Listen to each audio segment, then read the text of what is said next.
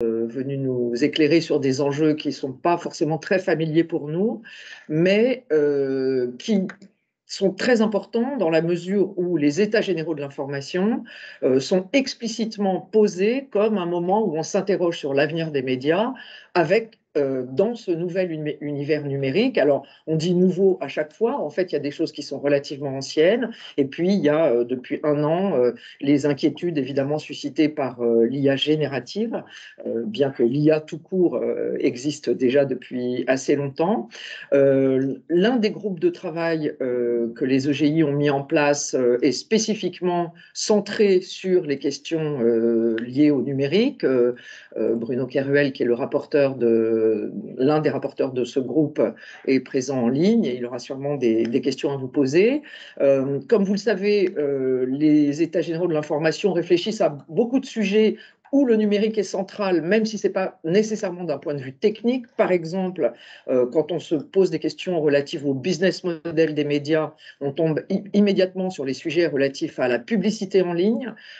Et on sait que l'adtech a pris une importance très majeure dans ce secteur et capte finalement une grande partie des revenus de la publicité en ligne. Mais évidemment, il y a beaucoup d'autres aspects, comme est-ce qu'on a les moyens techniques d'identifier des contenus produits par l'intelligence artificielle? Est-ce que la rémunération des contenus sur lesquels l'intelligence artificielle est entraînée, d'une part, et produit ses propres contenus, d'autre part, est-ce que la rémunération de ces contenus est possible? Puisque finalement, quand on s'interroge sur le business model des médias, il y a une grande source de financement qui est la publicité, il y en a une autre qui est la rémunération des contenus. Donc les contenus, évidemment, il n'y a pas que l'IA qui doit les rémunérer, il y a aussi les abonnés, mais enfin, on voit bien que tout ça, ça forme un ensemble de questions qui est rendu extrêmement complexe par les technologies numériques. Donc, on vous remercie beaucoup de venir nous éclairer sur ces différentes questions. On va vous laisser la parole pour le temps que vous jugerez nécessaire. On a 1 heure et demie devant nous à peu près, et ensuite, on vous posera des questions, bien entendu, sur votre exposé et sur d'autres sujets. Merci beaucoup et c'est à vous. Merci pour votre invitation. Juste une seconde, je me permets de demander aux personnes présentes, donc Bruno Keruel, Célia Zoliński, si elles entendent bien et qu'elles peut-être juste se présenter pour qu'on soit assuré qu'elles puissent se poser les questions le moment venu. Bonjour, Célia Zoliński, je vous entends parfaitement bien. Je suis professeure d'université à l'école de droit de l'Université Paris 1 Panthéon-Sorbonne et membre du groupe dont Bruno Keruel est le rapporteur. Et j'aurai plaisir à vous poser des questions le cas échéant. Et encore un grand merci pour cet échange. Et Bruno Keruel, je vous entends aussi très bien. Et donc, je suis rapporteur pour le groupe numéro 1 donc sur l'innovation technologique et l'espace informationnel. Très bien. Bonjour à tous. Merci pour votre invitation. Donc Nicolas Desfieux, je suis le directeur du PEREN, que je vais présenter juste après. Et je suis venu avec Joris Duguay-Pérou et Phileas Samir, qui sont data scientists au PEREN. Donc je vous propose de commencer par une présentation du PEREN, parce que c'est un objet qui est un petit peu particulier, et je pense qu'il est important que vous compreniez d'où nous parlons, d'où viennent nos commentaires. Le PEREN est un objet qui est assez nouveau. Vous avez dit qu'il y avait énormément de sujets nouveaux dans l'espace informationnel et dans le numérique aujourd'hui, y compris du côté de l'organisation des services de l'État. Et le PEREN a été créé en 2020, à la suite d'états généraux également, d'ailleurs, qui réfléchissaient à la meilleure organisation possible pour les services de l'État face aux géants du numérique, avec le sentiment qu'il pouvait y avoir une petite asymétrie d'expertise technique et qu'il fallait créer quelque part au sein des services publics un pôle avec une expertise à disposition de l'ensemble des pouvoirs publics. Le PEREN a donc été créé en août 2020 avec cette mission. C'est un service à compétence nationale qui est sous l'autorité de 3 ministères, donc économie, numérique et culture, mais qui a vocation de travailler pour l'ensemble des ministères et l'ensemble des autorités administratives ou publiques indépendantes, dès lors qu'il s'agit de questions de régulation des plateformes numériques. Et donc en ça, on a un objet qui est complètement nouveau, puisque nous n'avons pas de compétences juridiques particulières. Il n'y a pas dans l'équipe de juristes ou d'économistes. C'est un pool d'experts en data science ou en informatique, computer science pour le dire comme ça.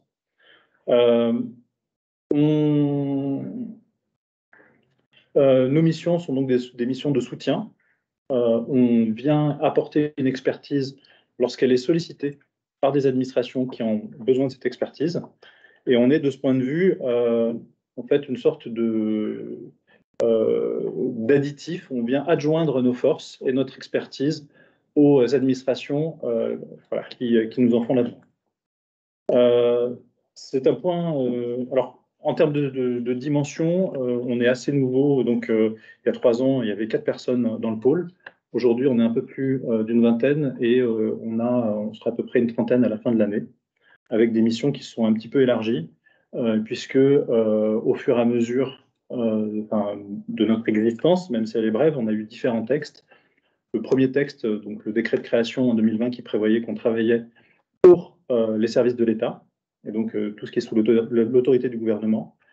Le 25 octobre 2021, il y a eu une loi sur la protection des œuvres numériques, des œuvres culturelles à l'heure numérique, qui a rajouté la possibilité de travailler avec des autorités administratives indépendantes par le biais de conventionnement, a précisé le fait que le PRN avait aussi des missions de recherche publique dans le champ du numérique et de la régulation, et puis qui nous a doté d'un pouvoir d'expérimentation qui permet de conduire en fait des tests pour créer des outils qui peuvent servir à la régulation du numérique, mais sans toutefois nous doter de la capacité d'utiliser concrètement ces outils, puisque nous ne sommes pas un régulateur.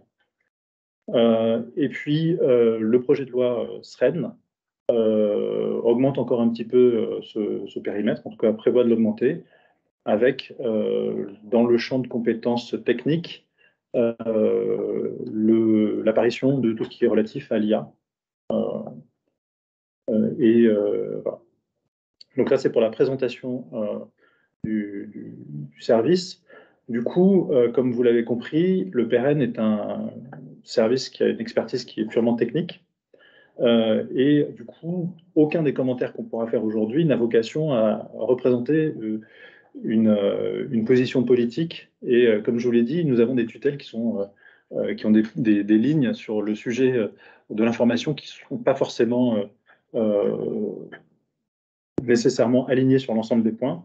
Et donc, on va essayer de vous apporter des éclairages aujourd'hui sur les aspects techniques, sur les technologies qui peuvent être mobilisées dans le champ des états généraux de l'information, notamment du point de vue de leur faisabilité, leur complexité, parce qu'on voit énormément de propositions, mais voilà, toutes ne sont pas nécessairement adaptées.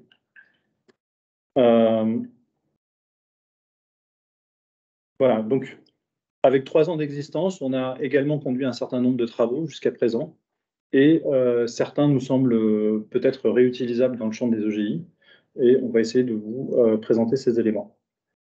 Sachant que on a aussi donc une mission de recherche, et donc on essaiera de faire ce départ entre ce qui est techniquement mûr et ce qui relève encore de concepts qu'il faudra continuer à creuser. Nous avons identifié 2 grands thèmes concernant les états généraux de l'information et relatifs donc à la presse. La première, c'est celle que vous avez citée en introduction, c'est la place de plus en plus importante de tout ce qui est relatif à l'intelligence artificielle générative. Mais il y a aussi un deuxième bloc qui est plus classique et qui était l'état de nos réflexions il y a un an ou deux presque, et qui concerne la question des réseaux sociaux, des recommandations, des moteurs de recherche et voilà, toutes les relations que les éditeurs peuvent avoir avec ces grandes plateformes numériques.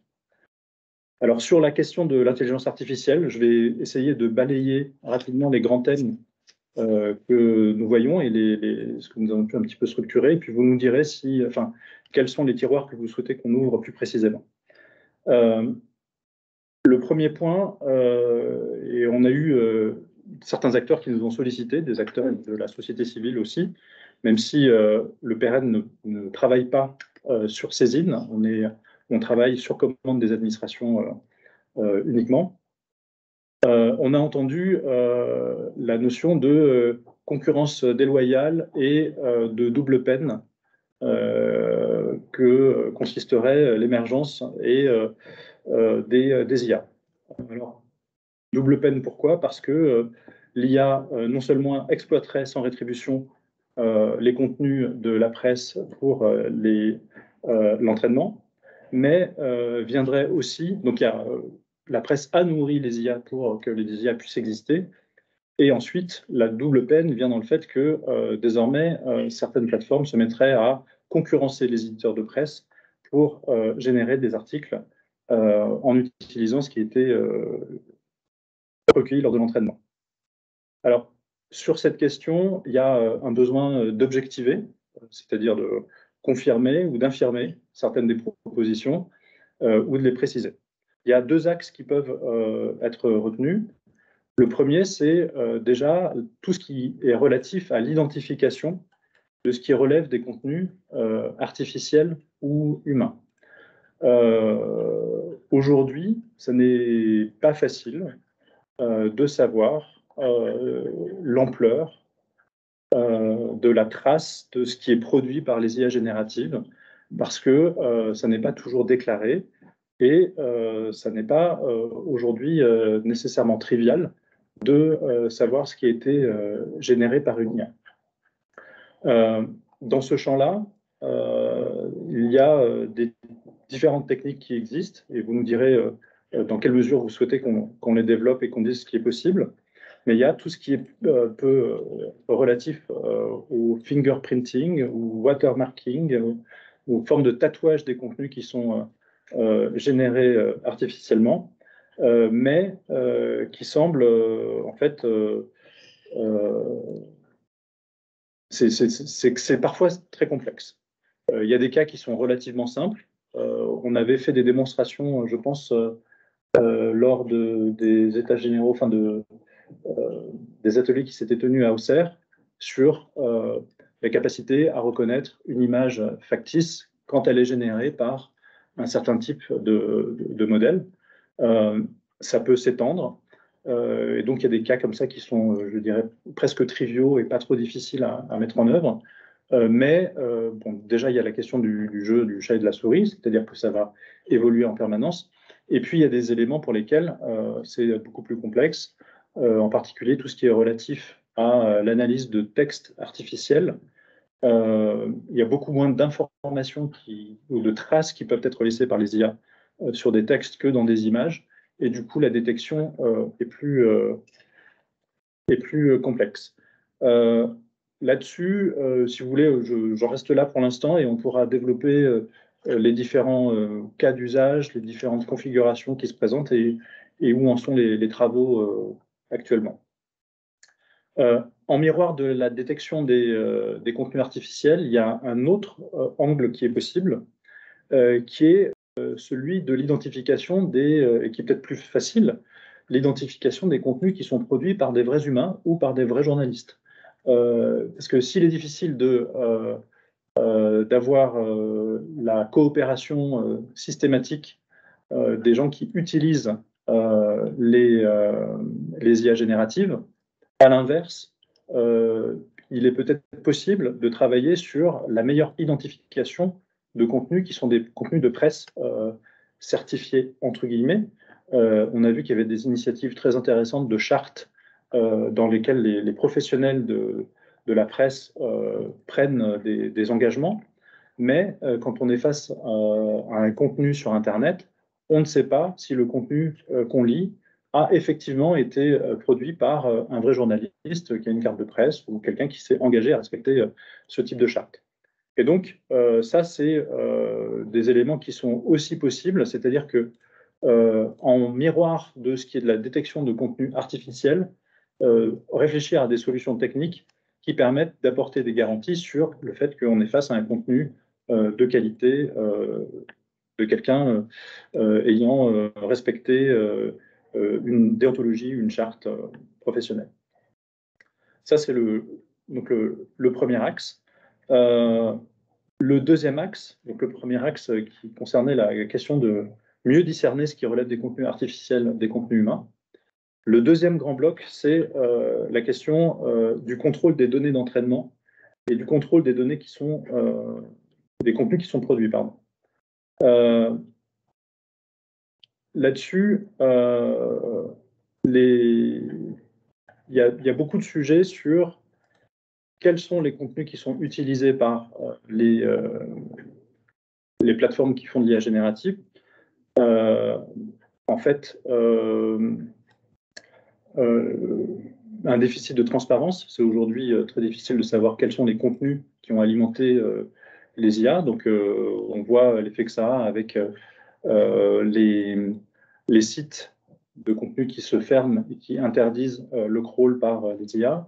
On voit la période de flottement qu'il y a eu aussi avec, par exemple, des crawls pas tout à fait sauvages, mais presque, de grandes plateformes qui ont pendant longtemps utilisé une activité, par exemple, pour l'indexation des résultats, mais qui était également utilisée pour l'entraînement d'IA sans que ce soit possible de distinguer les deux.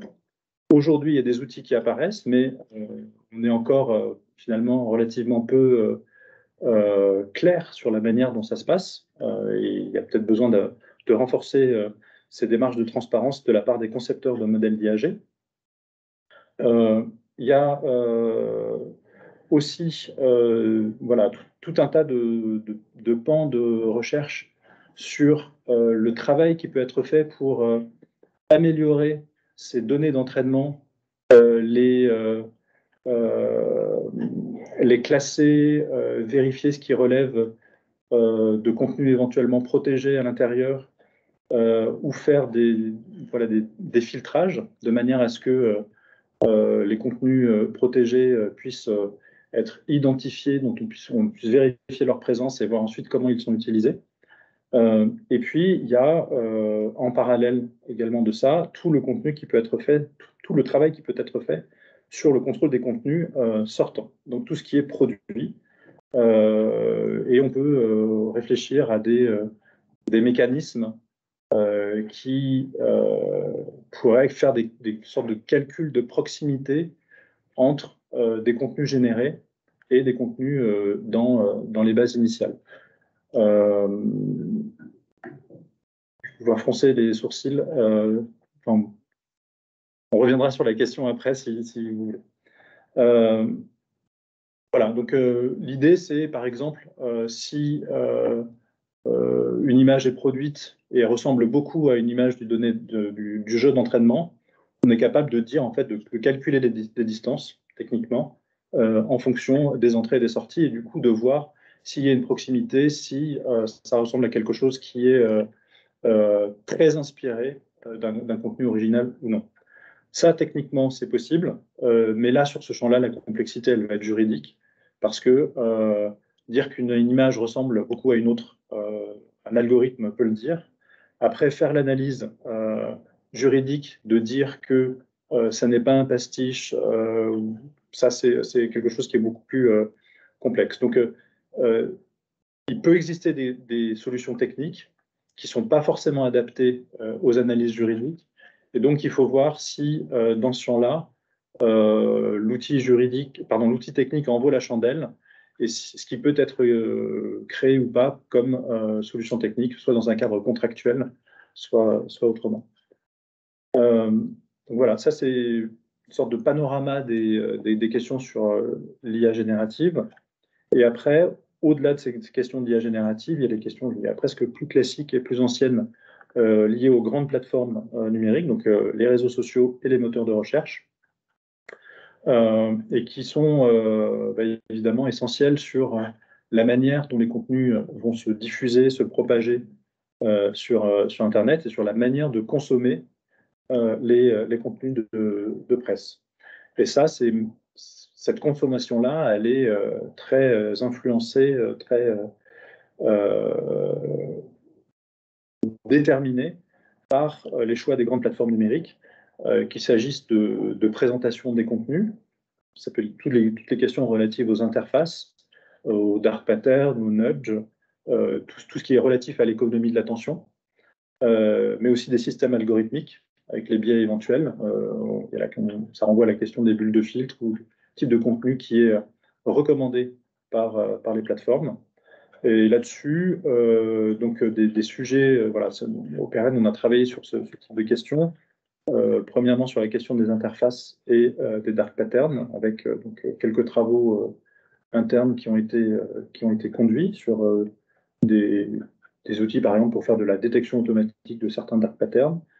La question des réseaux sociaux, avec les choix qu'ils font, enfin, qui sont des choix quasi éditoriaux, de mise en avant ou non de certains types de contenus, voire aujourd'hui de dire que certaines grandes plateformes vont se recentrer sur des contenus familiaux ou d'amis plutôt que sur des contenus de presse.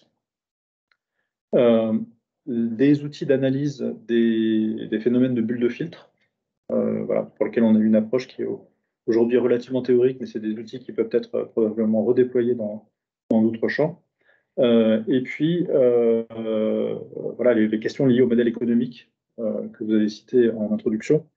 Et donc là-dessus, le PRN a travaillé sur l'analyse de la Privacy Sandbox, donc, qui pourrait être voilà, une manière de plus en plus importante de faire de la publicité qui n'est plus fondée sur les cookies, donc c'est un élément important. Ou par exemple sur ce qui concerne les Google Accelerated Mobile Pages, AMP, où on a pu voir l'importance qu'avaient les choix techniques de Google pour mettre en avant les contenus de certains éditeurs en fonction du fait qu'ils avaient adopté un nouveau format de présentation prôné par Google ou non. Pour voilà, ce qui concerne le tour d'horizon, je pense que voilà, plutôt introductif. Merci beaucoup.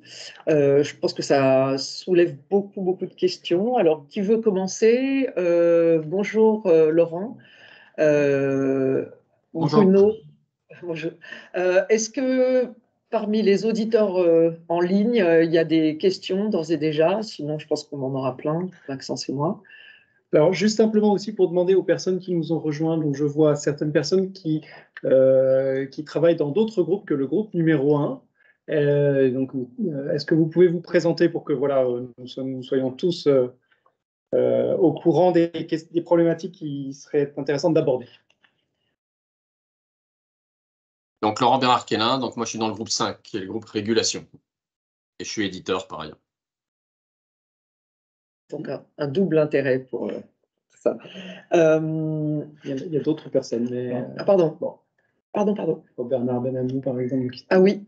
Voilà, oui. Oui, bonjour. Bernard Benamou, je suis du groupe 4 sur les questions d'ingérence et de souveraineté. Et je suis par ailleurs secrétaire général de l'Institut de la souveraineté numérique et très intéressé évidemment par les questions de régulation des plateformes, comme vous pouvez l'imaginer. Alors, est-ce que parmi vous, il y a des questions? Sinon, je me lance. En fait, votre exposé en suscite beaucoup. Je vais commencer par la fin, c'est-à-dire par les systèmes de recommandation et les systèmes algorithmiques qui sous-tendent la mise en avant des contenus par les plateformes et les réseaux sociaux. Il a été évoqué à la fois dans nos lectures et par des entretiens qu'on a pu avoir précédemment, le fait qu'on pourrait opérer une sorte de dégroupage des algorithmes par rapport au contenu. Alors, sous ce terme, on entend l'idée que je pourrais aller sur Facebook ou sur Twitter, enfin sur X, et choisir, plutôt que l'algorithme proposé spontanément par X, de mettre en avant des contenus suivant un algorithme algorithme proposé par un autre acteur. Et par exemple, on a entendu dire que la BBC proposait son propre algorithme de recommandation, qui est donc conforme aux choix éditoriaux de la BBC. Et si j'ai bien compris, ça reviendrait pour l'internaute à se dire, dans la grande bibliothèque des contenus qui sont accessibles par X, c'est la BBC qui va mettre en avant certains contenus. Bon, alors on n'a pas du tout creusé la faisabilité réelle et la mise en œuvre réelle technique de cette solution. Alors, les questions qu'on se pose à ce propos, c'est, on a bien vu que par exemple en droit de la concurrence, quand on a forcé Microsoft à proposer à l'internaute différents modèles de media player en disant bah, tu peux choisir celui de Microsoft, mais tu peux aussi en choisir un autre, etc.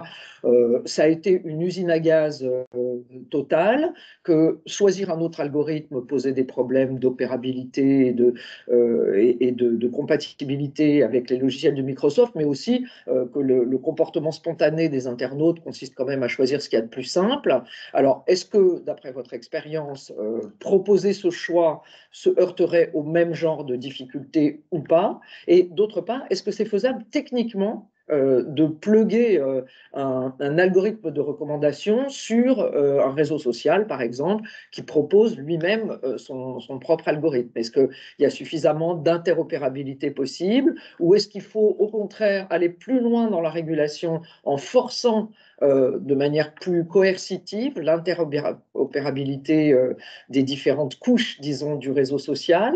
Est-ce que pour un régulateur qui voudrait forcer cela, il y a les moyens de vérifier que le réseau social se conforme à la recommandation ou à l'obligation de régulation? Bref, voilà, la faisabilité un peu envisagée sous l'angle technique, parce qu'on a envie parfois de proposer des solutions qui paraissent, après tout, juridiquement ou sur le papier faisables, et c'est très important de savoir si techniquement elles le sont. Alors, malheureusement, il n'y a pas de réponse tranchée à cette question. Ou alors, enfin, la réponse de base, c'est tout est possible techniquement. Tout est possible techniquement, mais quand je dis ça, je n'ai rien dit, parce que c'est à quel coût, en fait. On voit que parfois, les questions d'interopérabilité sont beaucoup plus complexes que ce qu'on imagine. Et donc, ce n'est pas parce que c'est imaginable de penser un système dans lequel on aurait une plateforme conçue pour avoir des plugins comme ça, où on pourrait chacun venir avec son propre algorithme ou prendre un algorithme sur étagère ailleurs ou une place de marché d'algorithme. Tout ça, c'est évidemment possible à partir du moment où on l'a conçu pour. La question de dire est-ce que les grandes plateformes actuelles peuvent être forcées ou est-ce qu'elles peuvent le faire, si elles jettent tout à la poubelle et qu'elles réécrivent le code, oui, elles peuvent.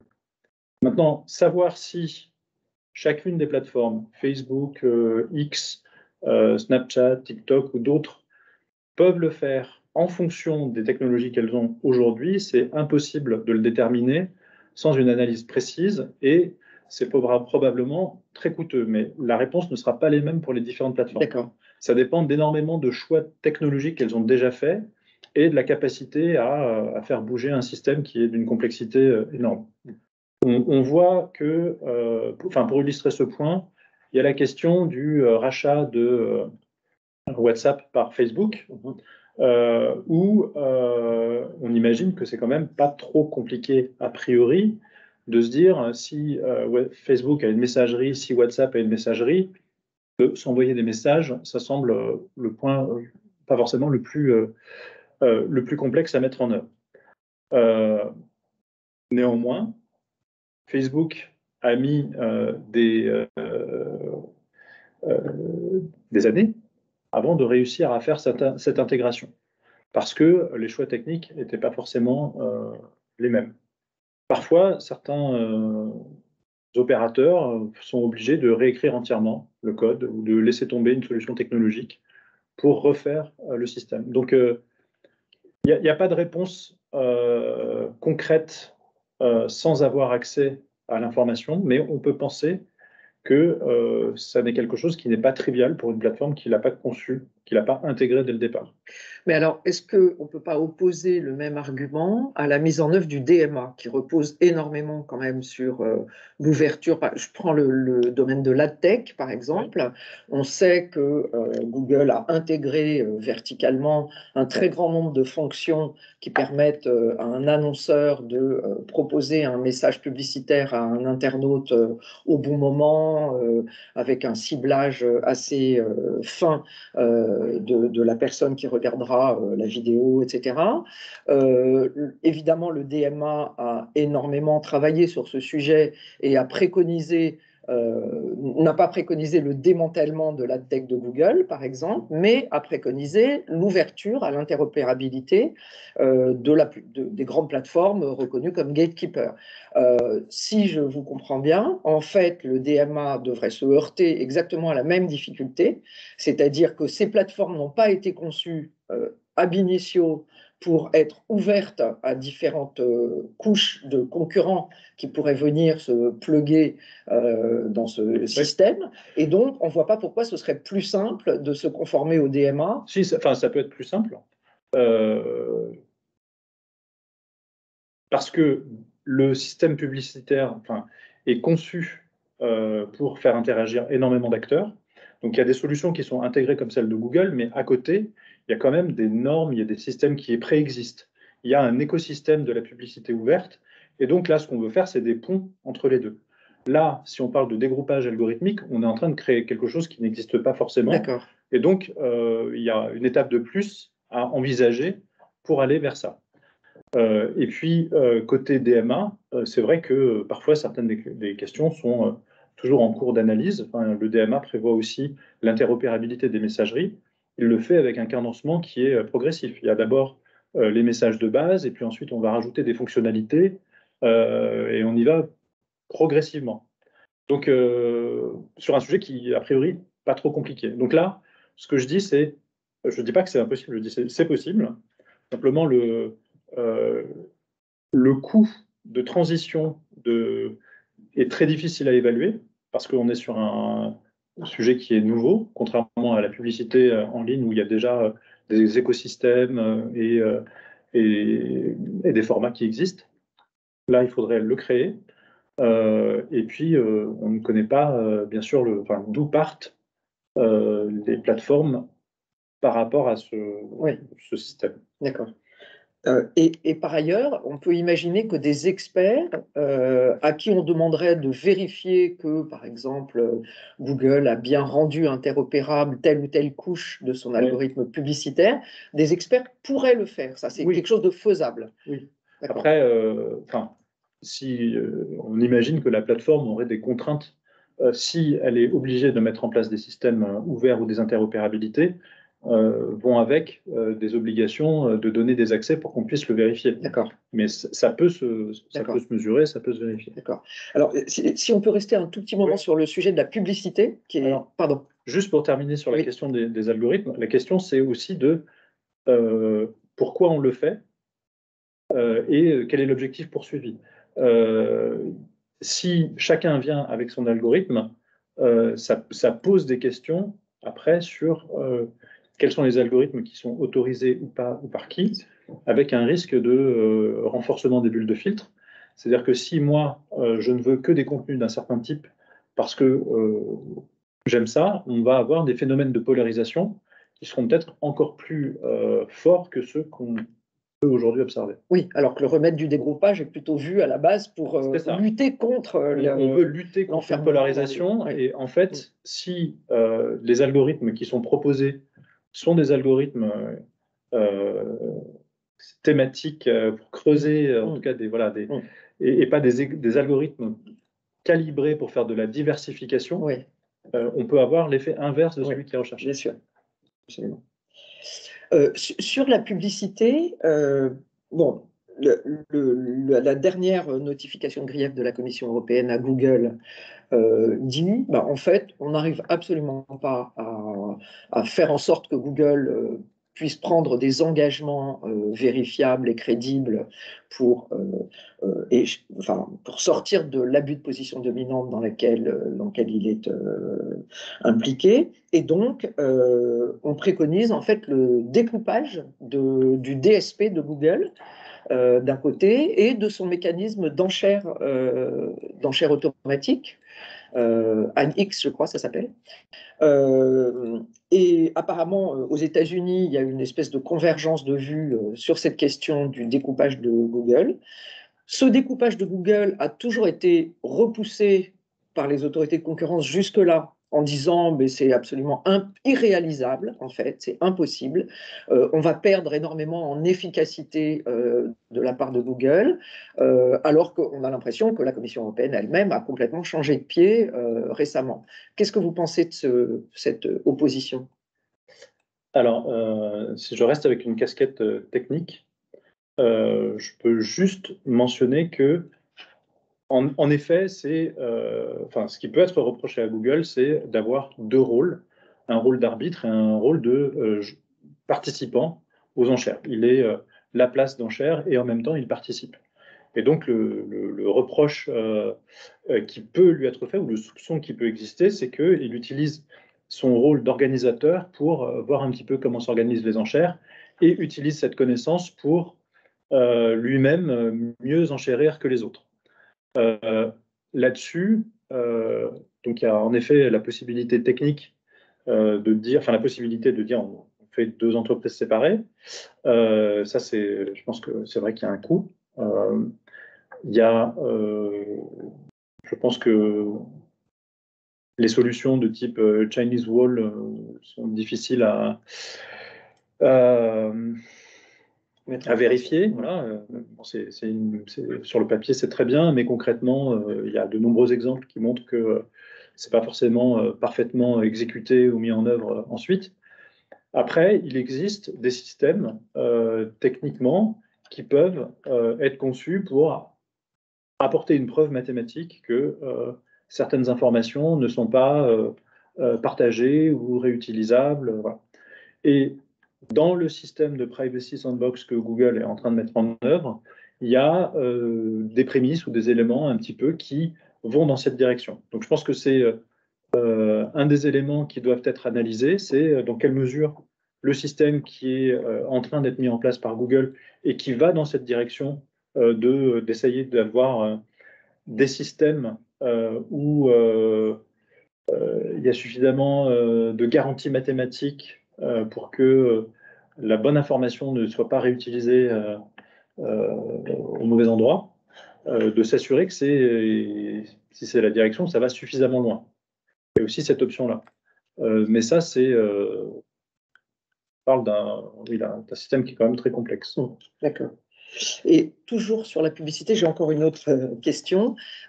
Les annonceurs publicitaires, souvent, sont très réticents, enfin on les comprend, à ce que leur marque soit associée sur les réseaux sociaux, par exemple, à des contenus haineux, racistes, violents, etc. Ça les a conduits parfois à dire je veux que ma publicité atterrisse dans un environnement qui me paraît dépourvu de ces aspects négatifs.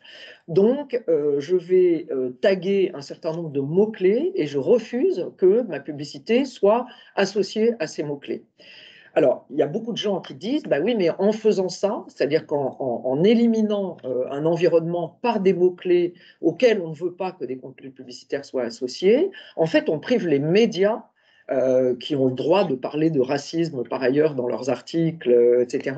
On prive les médias de contenu publicitaire, alors même que ce n'est pas ça que les annonceurs veulent éviter. Ils veulent éviter d'apparaître à côté d'un contenu raciste apparu sur X, par exemple, mais ils ne veulent pas nécessairement éviter d'apparaître au milieu d'un article de presse qui traite des problèmes de racisme.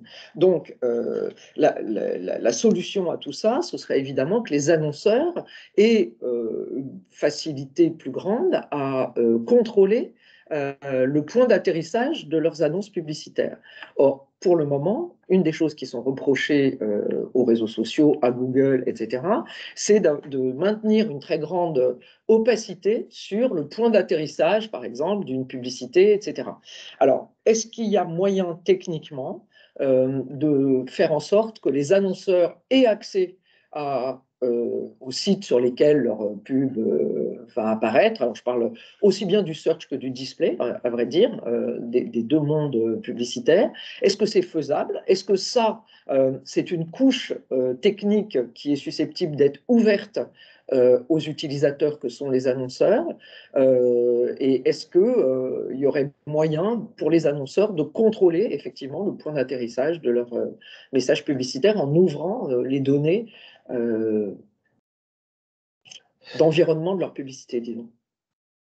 Alors, il y a plusieurs sujets. Il y a le sujet de la transparence sur où est-ce que c'est affiché, et puis après, il y a le sujet que vous mentionnez au début sur quel type de détection. Parce que en fait, c'est de la détection un peu trop frustre quand on fait par un mot-clé, mais ça suppose quand même qu'on a de l'information, puisqu'on est capable de faire ça. Donc, cette question-ci, la dernière que je viens d'évoquer, me semble peut-être celle sur laquelle on peut réfléchir, qui est la moins complexe des deux. À savoir, au lieu d'avoir un système qui réfléchit uniquement par mots-clés, il y a aujourd'hui des méthodes de détection qui sont plus sophistiquées et qui permettent de prendre en compte des éléments de contexte et de savoir si le contenu est véritablement haineux ou si c'est juste un article très sérieux sur la haine en ligne, par exemple. Donc ça, c'est des choses qui peuvent être faites et améliorées, je dirais, à quasiment technologie constante.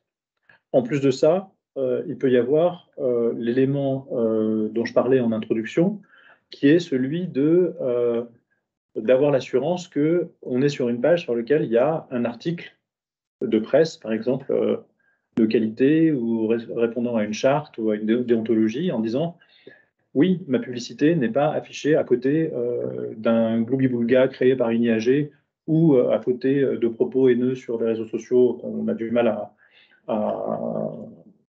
appréhender, mais à côté d'un article de presse par un journaliste. Voilà. Ça, c'est aussi quelque chose qui peut être envisagé. Après, la question générale de quelle transparence, quel contrôle est possible par les annonceurs de l'affichage des publicités, là, c'est un énorme chantier qui est devant. Et c'est vrai que un des reproches qui est fait aux écosystèmes fermés de publicité des grandes plateformes, c'est qu'elles sont les seules à savoir véritablement ce qu'elles ont fait. Voilà. Alors, il y a des travaux qui sont en cours, il y a des mécanismes d'attribution, mais sur cette question, cette question, je ne sais pas si on a des éléments aujourd'hui, soit sur lesquels on pourra regarder plus précisément et vous répondre. Parce que c'est un enjeu absolument fondamental du point de vue du business model des médias. La question de savoir est-ce que les annonces atterrissent autant que les annonceurs le voudraient sur des médias et pas sur autre chose. Oui. Et par ailleurs, une fois que 100 € ont été dépensés dans une campagne publicitaire en ligne, combien atterrissent dans la poche des médias? Ça renvoie plutôt aux positions dominantes de Google et Facebook sur toute la chaîne de l'adtech. Et donc ça, c'est un des gros sujets, disons, plus concurrence. Mais moi, j'ai toujours cette interrogation de savoir si les injonctions qui pourraient être faites par les autorités de concurrence ont un répondant technique. Est-ce que c'est faisable, quoi? Est-ce que c'est faisable de prôner l'interopérabilité à tel stade, la transparence de l'algorithme à tel autre stade, etc. Et c'est vraiment il faut qu'il y ait vraiment un mariage entre les aspects techniques et les aspects strictement concurrentiels, disons, dans cette histoire-là. Et par exemple, ce que vous dites, c'est que techniquement, si on pourrait, au moins théoriquement, arriver à rendre public cette donnée, ce résultat, qui est parmi les annonces qui sont versées dans l'univers numérique, combien de pourcentage de ces annonces, de chacune de ces annonces, atterrit sur un site de presse, à condition qu'on définisse ce qu'est un site de presse, on confère le début de votre exposé et on pourrait y revenir, et combien de temps pourrait, ou combien de personnes pourraient voir les annonces qui sont, une fois qu'on a défini quels sont l'environnement dans lequel elles atterrissent, et si on rendait cela public, possible, et donc factuellement démontrable, ça pourrait être opposable éventuellement aux plateformes pour que la rémunération qu'elles versent au site de médias correspondant à l'inventaire qu'ils produisent soit conforme à la durée d'exposition et de visionnage des annonces sur ces environnements.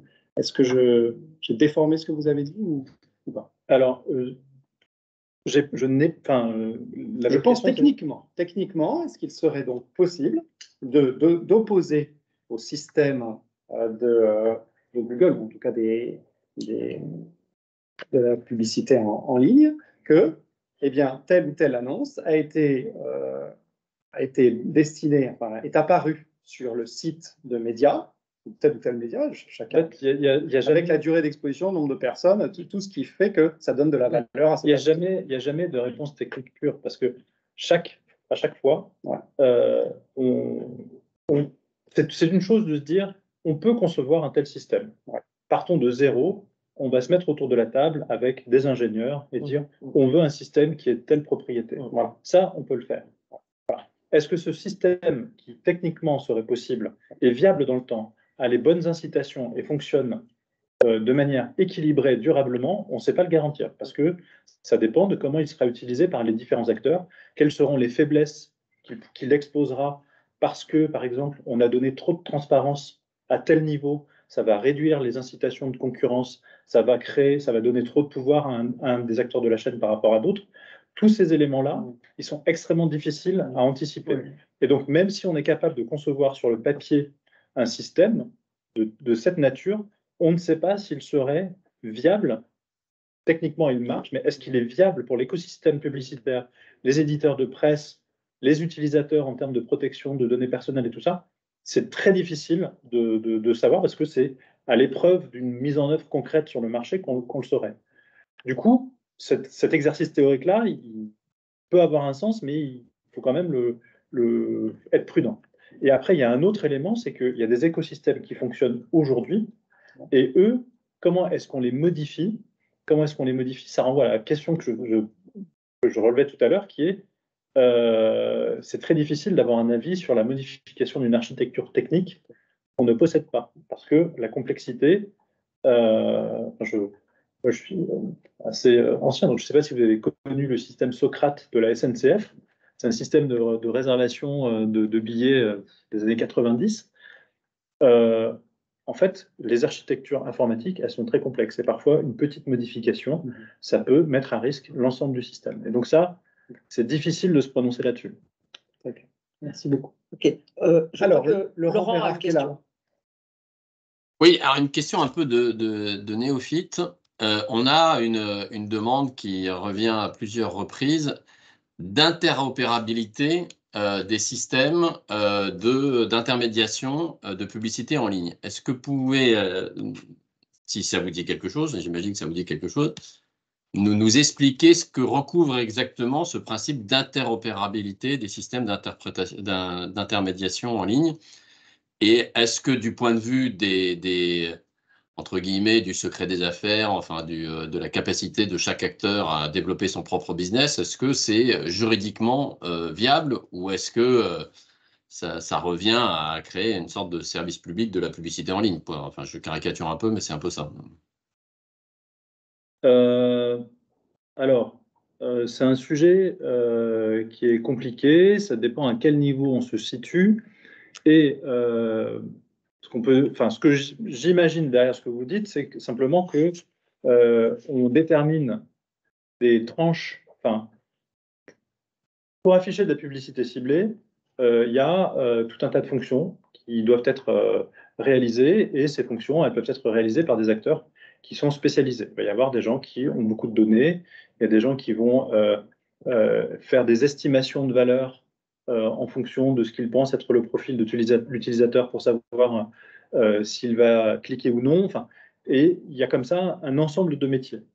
Ça suppose d'organiser une sorte de chaîne de valeur avec des tranches en disant il y a les acteurs de telle tranche qui doivent communiquer avec les acteurs de la tranche d'après. Et donc là, on va mettre un système interopérable de manière à ce que tous ceux qui ont besoin de se faire concurrence sur cette fonction-là puissent le faire. Et ensuite, on saucissonne comme ça les mécanismes de ciblage publicitaire. Et on met de l'interopérabilité à chaque endroit.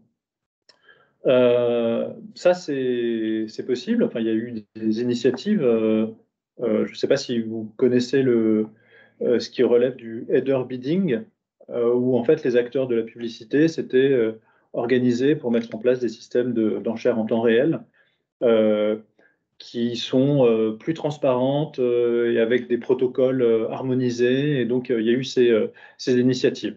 Ces initiatives se sont heurtées. Là, je fais référence à une décision de l'autorité de la concurrence. Donc, c'est pas moi qui le dis. Elles se sont heurtées à un jeu du chat et de la souris avec Google, qui a mis en place des mécanismes qui ont fini par contrecarrer ces plans. Bon. Dans le header bidding, il y a plusieurs aussi variantes, avec des acteurs qui, en plus de participer à ça, donnaient la valeur des enchères qu'ils réalisaient. Donc certains acteurs communiquaient sur la valeur qu'ils associaient à l'affichage d'une publicité pour tel utilisateur. D'autres, non. Moi, je ne suis pas capable de vous dire aujourd'hui quel est le degré de transparence optimal qui est souhaitable et comment est-ce qu'on va précisément saucissonner l'ensemble de la chaîne de valeur de la publicité. Donc, oui, c'est possible de mettre en place de l'interopérabilité. Est-ce qu'il faut le décréter en disant voilà, il y a telle tranche d'activité qui ensuite doit s'interopérer avec telle autre tranche, etc. Ça, c'est une vision qui est compliquée. À minima, enfin, il faut éviter que les initiatives qui existent lorsqu'elles se développent soient contrecarrées par des géants qui ont la capacité de le faire. Donc ça, c'est le travail des autorités de concurrence. Mais créer le processus de mise en place des interfaces, je serais plus dans une approche de laisser faire. D'accord. Alors, je ne sais pas. Après, moi, j'ai toute une série de questions plutôt relatives à la première partie de l'exposé sur l'intelligence artificielle. Alors, bon, je pense que franchement, c'est un objet que nous, en tout cas, on finit par s'imprégner un peu des problématiques, etc., mais qu'on maîtrise relativement mal. Donc, pardonnez d'avance la naïveté de nos questions. Sur le fingerprinting et le watermarking, c'est-à-dire les méthodes finalement pour identifier sans avoir accès au code source en fait des contenus produits par l'intelligence artificielle générative. Vous aviez l'air de dire tout à l'heure que ces systèmes tout système fera un jour l'objet d'un contournement par ceux qui n'ont pas forcément envie qu'on sache qu'un contenu a été produit par l'IA. Donc vous aviez l'air de dire que finalement développer une industrie du watermarking, c'est se condamner à être toujours en retard d'un métro sur les intelligences artificielles, en tout cas celles qui n'ont pas envie qu'on distingue leur contenu de contenu produit par l'humain.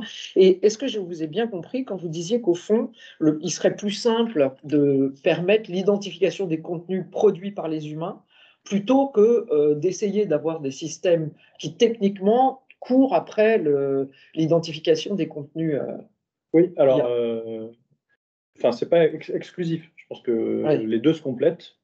Donc, ça renforce l'efficacité. Sur le fait de dire qu'il y a un jeu du chat à la souris, ça ne veut pas dire qu'il faut perdre, qu'on est perdant. Ça veut dire que c'est un effort continu et qu'on ne peut pas garantir que ce sera toujours possible. Mais aujourd'hui, En fait, il y a tout un tas d'IA génératives qui peuvent être utilisées. Elles ont toutes un peu des signatures. Il y en a qui sont plus complexes que d'autres. Et en fait, il y a de très grands acteurs. On peut imaginer que les très grands acteurs, on se met d'accord avec eux sur des systèmes de manière à ce qu'il y ait de la détection plus coopérative. Et puis après, il y a la myriade de petits acteurs qui peuvent se déployer et utiliser d'autres modèles, mais qui ne sont pas forcément autant à l'état de l'art. Ce que je vous propose, c'est peut-être, si Philas, tu peux faire une présentation des... Sur les techniques du coup de détection des contenus artificiels, il y a trois cas de figure. Il y a un cas de figure où on va avoir une empreinte visible, et c'est plutôt à destination des utilisateurs. C'est ce qui va permettre par exemple à un utilisateur de comprendre que quand il utilise ChatGPT ou un chatbot, il n'est pas en train de parler avec un humain. Et ça, c'est déjà une étape importante pour que tous les utilisateurs soient capables de comprendre qu'ils ne sont pas en train de se faire tromper, abuser par un système d'intelligence artificielle. Il y a un deuxième cas où là, on va mettre une marque invisible dans le contenu. Donc, les techniques diffèrent en fonction du type de contenu. Et là, c'est plutôt à destination d'agents plus loin. Donc, ce n'est pas forcément les utilisateurs, mais plutôt des experts qui vont être capables de dire ce contenu est artificiel ou pas.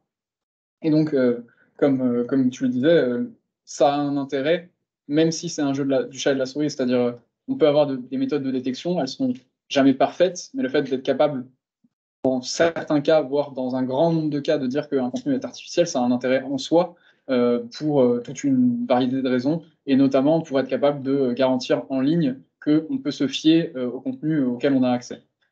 C'est Juste pour vous interrompre, si je comprends bien, ces marques invisibles, mais visibles aux yeux des experts, nécessitent une coopération quand même de l'intelligence artificielle. Pas toujours. Non? Alors, pas toujours. Voilà. Donc, le fournisseur du système d'intelligence artificielle peut mettre cette marque dans le contenu et du coup mettre à disposition des techniques de détection à certains acteurs.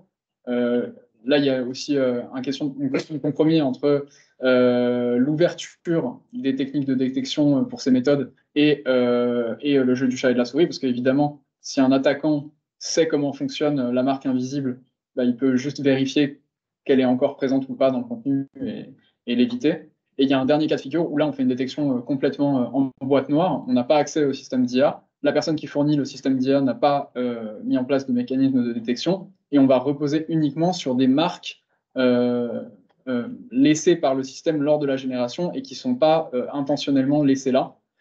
Et ça peut être le cas, par exemple, lorsqu'on génère une image avec des modèles de diffusion. Elles peuvent avoir des propriétés assez particulières dans certains domaines de fréquences ou même au niveau des pixels. Et ça, du coup, ça demande une expertise encore plus forte. Et ces méthodes-là, elles sont peut-être moins fiables que des méthodes où on a une coopération entre l'expert et le fournisseur du système. Voilà, elles sont moins fiables, mais elles existent. Et en fait, c'est en fonction du type de contenu qu'on va analyser que ça va être plus ou moins facile. Si on est sur de l'image ou sur de la vidéo, aujourd'hui, les techniques de détection sont plutôt bonnes. Sur la vidéo aussi. Bah, c'est une succession d'images. Oui, c'est une question d'image, mais enfin, voilà. C'est peut-être pas exactement la même image. C'est une image avec du son. Enfin, ouais. En fait, ça c'est des contenus qui sont très lourds. Il y a énormément, pour prendre l'image, il y a énormément, ça fait beaucoup de mégabits, de kilobits, et donc il y a plein d'informations dedans. D'accord. Et même si ce sont des informations qui ne sont pas visibles pour nous, le fait qu'il y ait énormément d'informations, ça veut dire qu'il y a beaucoup de chances de trouver des traces. Si on est sur un texte, en fait, il y a vraiment, vous voyez, même sur votre ordinateur, même un texte très long, s'il n'y a pas de mise en forme, s'il n'y a rien, si on s'intéresse juste aux caractères qui sont mis là, ça va être très léger en termes de kilo-octets, parce qu'il y a très peu d'informations dedans. Et donc, du coup, ça va être, les chances de trouver des traces sont plus faibles. Mais les techniques existent. Et après, là, on rentre dans des discussions qui sont un peu plus... Il faut regarder au cas par cas, mais il y a des papiers qui sortent aujourd'hui pour faire de la détection. À chaque fois, il y a des hypothèses. Dans telle configuration, on peut le faire. Dans telle autre, c'est plus compliqué. D'accord. Oui, c'est vraiment intéressant. Donc, pour les médias, notamment la presse, on conçoit que ce soit potentiellement une difficulté, même si les médias pourraient vouloir utiliser elles-mêmes l'intelligence artificielle pour produire des contenus. Alors, il y a un autre problème sous-jacent, c'est, bon, identifier qu'un contenu a été produit par l'intelligence artificielle, c'est une chose. Identifier à partir de quel contenu ce nouveau texte, par exemple, a été produit, ça, c'est un problème qui pose une énorme question de rémunération des contenus, de droit d'auteur. On peut le prendre de diverses manières, le droit d'auteur en est une, mais donc on voit bien toute la difficulté qu'on a eu à mettre autour d'une table, Google et les éditeurs, pour les droits voisins qui étaient liés à des choses beaucoup plus simples, c'est-à-dire l'affichage des contenus, par exemple, sur Google News. Mais là, c'était relativement simple. Hein. Il suffisait peut-être de regarder tout ce qui était passé en revue par Google et présenté sur Google News, et puis de donner un prix à tout ça. Je ne dis pas que donner un prix est simple, mais en tout cas, on était capable d'identifier. En matière de contenu généré à partir d'autres contenus sur l'intelligence artificielle, est-ce qu'on a les moyens de détecter non seulement qu'un contenu est artificiel, mais en plus, à partir de quel contenu il a été produit? Pour répondre à ça, je pense qu'il y a un problème qui est encore plus simple, à laquelle on n'a pas de réponse, c'est savoir quels sont les contenus qui ont été utilisés pour l'entraînement. Pour l'entraînement, moi je voyais ça encore plus compliqué. Mais déjà, à cette question-là, aujourd'hui, il n'y a pas de réponse définitive et la recherche avance tous les jours là-dessus, mais on n'est pas capable aujourd'hui d'avoir une réponse claire à cette question. Ça vaut à la fois pour les contenus sous droit d'auteur, pour les contenus en termes de protection de la vie privée, et c'est des questions qui sont extrêmement complexes, et aujourd'hui, on n'est pas capable, à 100% en tout cas, avec certitude, d'avoir des réponses à ces questions. Et encore une fois, je rajoute quand même quelques modalités. Ça dépend aussi beaucoup de l'état d'ouverture du modèle, etc. De savoir si on connaît la structure du modèle, si tout est fermé. Il peut y avoir des choses qui sont un peu plus faciles ou un peu plus difficiles, mais dans l'ensemble, on n'est déjà pas certain de savoir si un contenu a été utilisé dans l'entraînement. Et donc savoir si en plus il a été utilisé pour générer un contenu précis, c'est d'autant plus complexe que au sein de la structure du modèle, les informations sont réutilisées un peu partout au sein du modèle, et donc attribuer à un contenu précis la génération, ça me semble au moins une question ouverte. D'accord. Je ne suis pas sûr de comprendre. En fait, il y a une information, par exemple, le Premier ministre a fait son discours de politique générale. La question, c'est si jamais on voit une nouvelle de ce type-là, de savoir quelle a été la source utilisée par l'IA. Est-ce qu'elle est allée sur le site du gouvernement, auquel cas il n'y a pas d'attribution, ou est-ce qu'elle a vu tout un tas d'articles qui disaient la même chose, mais finalement de manière indéterminée, c'est la même nouvelle. Du coup, comment est-ce qu'on fait l'attribution si elle a utilisé 5 sites pour s'assurer que oui, ils disaient tous la même chose et donc c'est bon, c'est fiable, ou est-ce qu'elle en a pris un en particulier? Ça, vraiment, on ne sait pas plus le faire avec une machine qu'avec un humain. Si la personne ne veut pas déclarer ses sources, eh ben, elle ne déclare pas ses sources. Mais la machine, c'est pareil. Si on n'est pas dans un mode coopératif où la machine va dire « j'ai utilisé ça », donc on ne peut pas le détecter parce que l'information est la même. Il y a une source, parmi les sources, il y en a une qui est publique. Bon, ben, ça, c'est enfin, le problème qu'on aurait avec un humain qui ne voudrait pas déclarer ses sources serait identique. Et si je peux me permettre, il se rajoute quelque chose à ça, c'est que les faits ne sont pas protégeables. On ne peut pas protéger les faits. Bien sûr. Donc le fait que le Premier ministre a fait une déclaration de politique générale n'est pas protégeable. Bien sûr. Voilà. Par contre, ce qu'on peut imaginer, c'est ce que je disais en introduction, c'est que lorsqu'un journaliste l'écrit et a une carte de presse, eh bien, on sache que ça a été écrit par un humain qui s'engage à respecter une charte de... Et il n'y a pas de carte de presse pour les IAG. Donc, Alors attendez, donc effectivement, si on prenait cette autre piste complémentaire, et peut-être plus simple à certains égards, donc ça consisterait à apporter une étiquette non détachable je prends le texte, parce que le texte, ça a l'air plus compliqué que l'image, en plus, parce que comme vous l'avez dit, ça comporte beaucoup moins d'informations et donc finalement moins de richesse d'analyse. Donc ça voudrait dire qu'on associe à un texte, d'accord, un texte qui n'est pas uniquement des faits non protégeables, mais un texte avec un droit d'auteur, un copyright, parce que il faudrait caractériser ce qui constitue la création, l'assemblage de plusieurs mots à partir de 2 mots, 3 mots, 4 mots, j'en sais rien. Mais bref, au bout d'un moment, c'est reconnaissable. Je lui dis, Gabriel Attal est entré dans la pièce, honnêtement, est-ce que c'est lui? Je veux dire, bon, il n'y a pas beaucoup de création personnelle. Donc, mettons qu'on caractérise à partir du moment où le texte, il est attribuable à un journaliste, par exemple, un créateur de contenu, et on inscrit que cet ensemble de caractères, de chaînes de caractères, il est produit par telle personne. Mettons le journal Les Échos. OK? Et ça, c'est associé au code de cette production et on ne puisse plus le détacher. D'accord? Soit qu'on comprenne, voilà, alors, techniquement comment ça marche. Soit l'associer à une personne, soit en mettant un journaliste. Enfin, soit en mettant son nom, soit sans mettre son nom, simplement dire ça a été produit par quelqu'un qui est un journaliste. Et qu'on peut retrouver, pareil. Et par ailleurs, mais voilà, mais pas n'importe qui, mais enfin, en fonction de ce que lui souhaite, elle ou lui. Après, l'idée, c'est pas que c'est entièrement détachable, mais il y a au moins sur les sites de presse, les éditeurs, ou les sites qui reprennent de la presse, par exemple Google News, sachent que cette information existe et est authentique. Voilà. Après, si quelqu'un fait un copier-coller du texte pur, on peut le détacher. Mais sur les sites de confiance, cette information peut être certifiée. Oui, et sur les sites qui ne sont pas de confiance, est-ce qu'on pourrait quand même retrouver le fait que ce texte a été utilisé par exemple?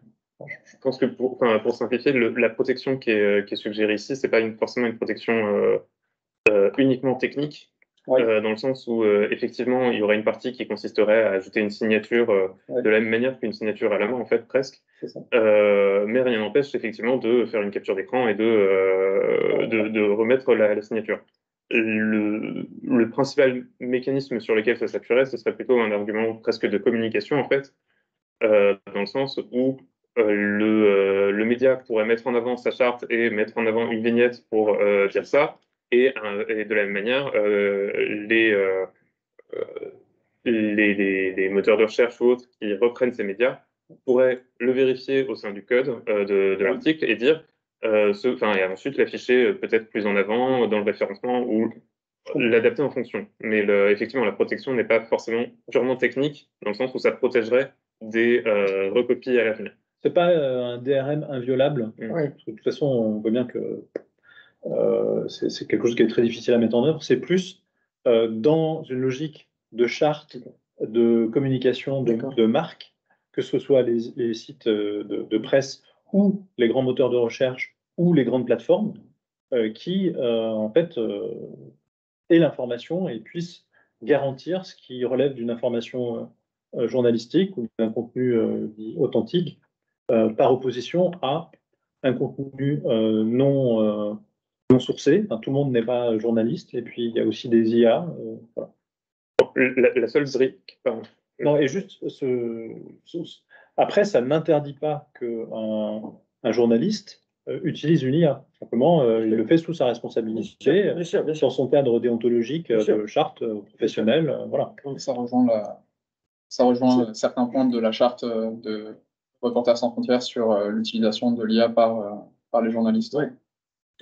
La seule brique technique qui serait nécessaire là-dessus, ce serait de s'assurer de la légitimité des journalistes et d'éviter qu'il y ait une contrefaçon là-dessus et qu'un acteur malveillant qui utilise de l'IA générative à volonté, etc., puisse se faire passer pour un journaliste et bénéficier de cette vignette-là. Et là-dessus, effectivement, ça demande peut-être une forme d'auto-organisation ou centrée autour des cartes de presse, etc.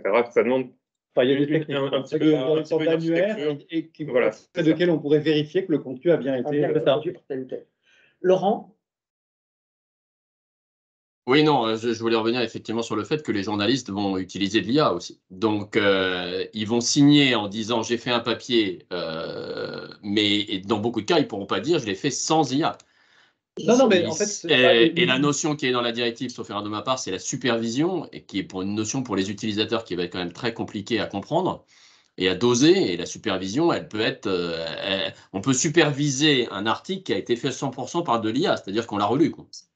Oui, mais donc ça va être très compliqué, quoi. Et l'autre chose, c'était juste, tant que j'ai la parole, sur les sources. On est bien d'accord quand vous dites sur les sources, on ne peut pas savoir les sources. On est pour les contrefacteurs quelque part, c'est-à-dire ceux qui ne respectent pas les règles, puisque dans l'IA Act, les sources devront être déclarées. Alors après, on verra ce que l'autorité européenne va dire, dans quel niveau de détail ils vont descendre. Mais normalement, ils devront publier les sources qui sont utilisées. Alors, pour répondre à la deuxième question, on était bien dans une logique de non-coopération, et je faisais le parallèle avec des humains. C'est-à-dire que des humains qui vont utiliser des sources sans les citer, ça peut exister aussi, et c'est très difficile à détecter. Et pour répondre au premier commentaire, l'idée, c'est justement, plutôt que faire le départ entre c'est écrit par un humain qui, je sais pas, sur un réseau social qui peut écrire n'importe quoi ou colporter des ragots, entre un humain, quelle que soit sa qualité, ou une IA, c'est pas le départ forcément le plus significatif. Ce qu'on dit, c'est on peut plutôt faire chercher à distinguer ce qui relève d'un acte de journalisme ou en tout cas d'une charte de déontologie, et que ce soit en écrivant un article à la main ou en utilisant une IA. Bien sûr. Mais si on fait juste la détection d'IA, en fait, on ne va pas mettre forcément la distinction au bon endroit. Bien sûr, absolument, c'est tout à fait vrai. Bruno. Alors, merci beaucoup. J'ai deux questions qui ne sont pas liées directement à ce qui vient d'être dit. La première, c'est sur l'auditabilité des algorithmes. Vous l'avez un petit peu évoqué. Moi, j'aimerais mieux comprendre comment fonctionnent ces sandbox et il y a dans le DSA un certain nombre de mesures sur l'audit des algorithmes, mais dans le groupe, on avait une réflexion, on se demandait si c'était des outils qui permettaient d'aller assez loin. Et selon vous, est-ce qu'il y a des barrières techniques ou réglementaires qu'on pourrait utiliser pour réussir à mieux auditer les algorithmes des plateformes. Et ma deuxième question, qui est aussi un petit peu plus large, c'est sur où se trouvent en fait les compétences techniques de l'État sur les sujets d'intelligence artificielle. Donc j'ai compris que depuis 2020, le PRN était l'un des acteurs importants, mais comme on s'interroge sur un éventuel régulateur de l'intelligence artificielle, sur une répartition des compétences à venir, j'aimerais comprendre voilà, votre avis là-dessus, sur où sont les compétences techniques de l'État et quels seraient les acteurs de la régulation qui pourraient assumer ces responsabilités. C'est deux questions assez différentes. Alors, sur le deuxième point, le qui fait quoi, nous, au PRN, on est juste en soutien technique. On n'est pas régulateur, on n'a pas de compétences et il n'est pas prévu que l'équipe soit renforcée du tout avec des juristes ou des économistes. Et de ce point de vue-là, je dirais que quelle que soit l'autorité ou administration qui aura en charge la régulation de l'IA, elle pourra compter sur l'expertise du PRN et s'appuyer dessus. Donc, je ne suis pas la bonne personne pour répondre à cette question parce que le PRN a une vocation un peu de mutualisation et transversale. Et donc, quel que soit le schéma, on participera aux compétences techniques et à l'expertise de ce régulateur. Et l'idée du PRN, c'est qu'il y a parfois besoin d'avoir une force commando sur un sujet très compliqué, mais qui peut être du champ de l'IA ou sur la concurrence ou dans le cadre du DSA ou dans le cadre de la transparence et donc consommation. Enfin, les champs peuvent être variés et du coup, on vient en appui sur ces différents domaines. Mais voilà. Et pardon, j'ai oublié l'autre point. L'auditabilité des algorithmes. Alors, l'auditabilité des algorithmes, en fait, ça dépend ce qu'on cherche. Il y a donc ce qui se fait en boîte noire ou en boîte blanche. En boîte noire, ça veut dire qu'on n'a pas accès au code, on n'a accès à rien. On peut simplement poser des questions à un algorithme et étudier ses réponses. Et en fonction de ça, on va déterminer son fonctionnement.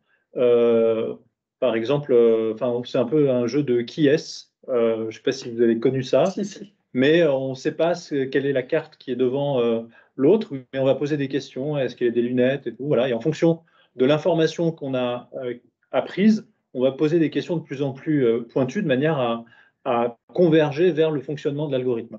Ça permet d'avoir une compréhension de l'algorithme, mais c'est pas une connaissance parfaite. Et en particulier, on ne sait pas si ce qu'on observe et qu'on peut démontrer, c'est ce qui était recherché par les gens qui ont fait de la programmation, ce qui est une information différente. Voilà. Après, il y a l'audit en boîte blanche, et là, on a accès à tout le code, on a accès au poids, et donc on peut faire les mêmes tests, mais de manière beaucoup plus pointue. On sait faire les deux. Dans les deux cas, ça nécessite un cadre juridique particulier parce que il y a du secret des affaires, il y a d'éventuelles conséquences sur les utilisateurs. Enfin, quand on fait des tests, il faut absolument s'assurer que ça ne va pas modifier le comportement de l'algorithme parce que c'est des algorithmes qui sont apprenants. En fonction des sollicitations qu'ils reçoivent, ils vont interpréter ça peut-être comme une demande ou un intérêt pour une question. Et du coup, ça va modifier les recommandations qu'ils vont faire, mais ce n'est pas ce qu'on recherche. Donc, pour pouvoir faire ces tests de manière appropriée, il faut s'assurer qu'il n'y a pas d'effet sur la sécurité, sur les recommandations, et le cadre dans lequel on accède à ces données, il est aussi juridiquement très contraint. Enfin, aujourd'hui, tout ce qui concerne les risques systémiques et l'accès aux données des plateformes, c'est prévu par le DSA dans un cadre dans lequel, en fait, c'est la commission qui va s'occuper des très grandes plateformes et les DSC pour les autres plateformes. Voilà, donc aujourd'hui, ce cadre existe. Mais voilà, il existe aussi pour les régulateurs qui sont prévus par les textes.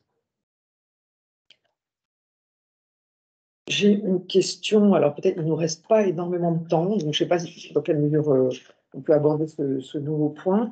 On entend des voix du côté des plateformes, je pense évidemment à Meta, qui prônent l'open source en matière d'intelligence artificielle. J'ai beaucoup de mal à comprendre qu'est-ce qui est open dans cette conception de l'open source. Est-ce que c'est toutes les couches algorithmiques, les données de l'algorithme d'entraînement, est-ce que c'est l'algorithme d'entraînement lui-même ou est-ce que c'est juste l'interface avec les utilisateurs de l'IA générative? Qu'est-ce qu'on veut dire exactement par là et comment est-ce qu'on peut comprendre cette préconisation d'open source de la part de Meta? Est-ce qu'il faut être naïf, pas naïf? Alors, un commentaire. Alors déjà, c'est une excellente question sur laquelle on se penche et on a projeté de bientôt faire une publication sur cette notion d'open source et de licence liée aux IA. Si vous voulez, le document n'est pas complètement fini. On peut vous donner une version de travail non finalisée si ça vous intéresse, mais on projette de publier ça prochainement. Je vais passer la parole à Joris et Phileas sur la question des différents types d'open source et des différents niveaux auxquels on peut se poser la question, et y compris sur la question de contamination, parce qu'il y a des licences qui sont contaminantes. Et tout simplement pour revenir à la question finale, qui était pourquoi est-ce qu'ils font de l'open source? Il y a probablement le fait que en tout cas, on est très heureux qu'ils fassent de l'open source parce que aujourd'hui, les outils dont on dispose, les analyses qu'on peut faire, elles utilisent tous ces efforts de recherche des grandes plateformes qui sont communiquées. Ça a une énorme valeur pour nous, mais aussi pour les sites de presse, parce que il y a beaucoup d'acteurs qui peuvent reprendre ces modèles, les utiliser quasi gratuitement. Alors certes, les plateformes ont utilisé des contenus de manière importante sans forcément de rétribution, mais je dirais au moins, on peut bénéficier d'une certaine manière du travail qui a été réalisé et de l'investissement qui a été fait sur ces technologies. Voilà, on peut réutiliser. Maintenant, il faut se méfier de l'open source. On voit que Google a un modèle open source sur Android. Ça ne l'empêche pas d'avoir un contrôle très serré de ce qui se passe dans cet écosystème, et d'avoir gardé la main et d'avoir, malgré le caractère ouvert de la plateforme, il a été condamné pour des agissements et pour des pratiques anticoncurrentielles. Donc, ce n'est pas une garantie, c'est pas une condition suffisante. Et puis par ailleurs, il y a un autre effet dont il faut se méfier, c'est que parce que les grandes plateformes mettent à disposition des modèles en open source, on considère que du coup, on n'a pas besoin de faire l'effort et qu'on devienne un peu dépendant et qu'on sous-estime le besoin de continuer à faire de la recherche publique et d'avoir des modèles open source qu'on maîtrise, dont on n'est pas simplement consommateur. Voilà. Et ça, pour l'avenir et pour des questions de souveraineté, il ne faut pas qu'on se laisse aller à la facilité de la consommation de modèles open source, parce que si un jour ils ne le sont plus, et il y a des exemples dans le passé de systèmes qui se referment, eh bien, on se retrouve démunis. Oui, sur la question de l'open source dispose de définitions assez strictes, avec notamment le fait que quelque chose qui serait open source, un logiciel, mais du coup, par extension, un modèle d'intelligence artificielle, ne restreindrait pas les usages en aval de ce programme ou ce modèle. Donc aujourd'hui, les modèles de méta, par exemple, ils ne rentrent pas dans cette définition de l'open source, et on peut plutôt voir ça comme un continuum d'ouverture avec des acteurs qui sont très très fermés, c'est-à-dire qu'ils ne donnent pas de détails sur leur modèle, ni sur la méthode d'entraînement, les fonctions objectifs, ni sur l'évaluation, les méthodes d'évaluation, les données, et enfin évidemment les données d'entraînement. Meta, par exemple, ne donne pas, il me semble, exactement la recette des données d'entraînement pour les modèles qu'elle rend quand même disponibles sur étagère, c'est-à-dire qu'il est possible pour nous de les utiliser. Et j'en profite pour revenir un peu sur justement la question des sources et de l'ouverture sur les sources. Il y a deux problèmes distincts qu'il faut bien identifier. Il y a d'une part les sources à l'entraînement, c'est-à-dire les données qui sont utilisées pour entraîner ces modèles de bout en bout et leur permettre généralement de générer du texte ou des images. Et d'autre part, les sources à l'inférence, c'est-à-dire les sources, si je demande à ChatGPT qui est président de la République, ChatGPT s'est arrêté en 2021, donc il me répondra quand même Emmanuel Macron. Ça va être difficile pour ChatGPT de dire quels documents vus à l'entraînement ont été utilisés pour générer cette réponse. Donc il faut séparer ces deux problèmes. Bien sûr. Et il y a quand même effectivement la question de l'ouverture des sources pour l'entraînement. Et là, comme ça a été dit tout à l'heure, il y a des dispositions qui sont prévues par le règlement sur l'intelligence artificielle et qui devront être précisées plus avant, très prochainement. Je ne sais pas si tu avais... juste par rapport à la définition d'open source, du coup, comme tu l'as dit, c'est la définition, on va dire, officielle est extrêmement stricte sur la question de l'ouverture d'accès. Ce qui n'est pas forcément un mal concernant l'IA générative, parce qu'il y a effectivement un certain nombre de modalités qu'il semble de bon sens de vouloir restreindre, typiquement vouloir restreindre la génération de contenu raciste, la génération d'images que je qualifierais simplement de non souhaitables. Donc, la définition de l'open source au sens strict et originel du terme n'est pas forcément une définition qui est souhaitable dans tous les cas pour l'IA générative. Mais par contre, il existe effectivement un certain nombre de variations dans cette définition qui est un peu plus large, qui serait plus un spectre, et qui vont être dans le cadre de licences, donc les licences qui sont essentiellement juste des contrats d'utilisation d'un contenu, d'un algorithme, d'un code, d'un modèle. Donc ça, c'est vraiment ces licences qui aujourd'hui sont encore balbutiantes dans le cadre de l'IA. On a très peu de licences qui fassent consensus et qui ne soient pas juste utilisées par un acteur pour son modèle. Donc des licences qui permettraient de dire je veux que ce modèle soit réutilisable, je veux que ce modèle soit réutilisable et les personnes qui le modifieront devront le republier avec les modifications, etc. Et par ailleurs, je rebondis sur le point de Nicolas, qui disait que ce modèle open source ne préjuge en rien de la gouvernance. Comme je disais, c'est un contrat. Ça ne dit pas que l'acteur qui émet ce code doit accepter les contributions, doit céder un certain nombre de droits ou quoi. Et enfin, voilà. Il est possible d'avoir des modèles extrêmement fermés en termes de gouvernance, tout en étant open source par ailleurs. Voilà, l'étiquette open source, ce n'est pas une garantie suffisante. Il faut regarder derrière ce qu'il y a. Et on va faire une publication bientôt là-dessus. Mais... D'accord. Super. S'il n'y a pas d'autres questions, il reste vraiment à vous remercier très chaleureusement pour cette heure et demie que vous avez passée avec nous. Et on interagira peut-être dans le futur à nouveau. Merci beaucoup. Merci.